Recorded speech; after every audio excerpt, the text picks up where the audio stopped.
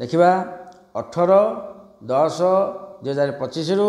5/12/2025 पर्यंत बृहस्पति महाग्रह कर्कट राशि रे संचार करेंगे।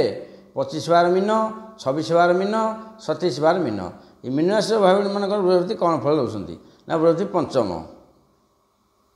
चतुर्थ न अच्छा पंचम हो पंचम कौन हम उड़ाज किणा हे 20टा ट्रक किणा हे 2 एकर जमी किणा हे ना से कथा मुझे कहूनी किंतु चतुर्थ बृहस्पति जी कष्ट देती आपन को पंचम बृहस्पति निश्चय तार आप सुधरवे ओह ट्रक मान किणवे जार अच्छी से 4 बृहस्पति किणुनी से कथा अलग कथा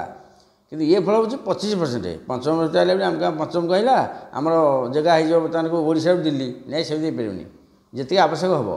किंतु भल परिस्थिति खराब रही जमी भोगुले चतुर्थ सेमती हम ना देखा दृष्टिफल पंचम बृहस्पति कौन हम ना बुद्धि उत्तम सन्तान मैंने उच्च विद्या पढ़े विदेशग्रस्त रही सन्तान मानकर से जहाँ दरकार सब दिंतु से पढ़े भल पिला सहित भल संपर्क रोचे सब ठीक को पिला बेलिया नहीं लाइन की आसबरी बाप कथा मान ये सब जिन पंचम दृष्टि नवम स्थान मंगल क्षेत्र बिछा राशि को भाग्य सहायक हम धर्म कर्म करुँच आय उत्तम रोचे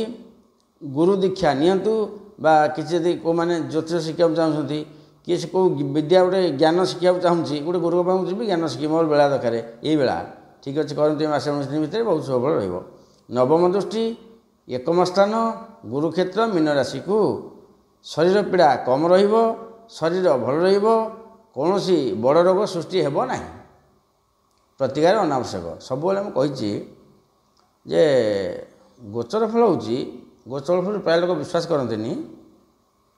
दशा महाशा ठीक किंतु हेले भी गोचर फल फल आसूची आपणकर चतुर्थ बृहस्पति थे मे मास आज पर्यटन ये पंचम हो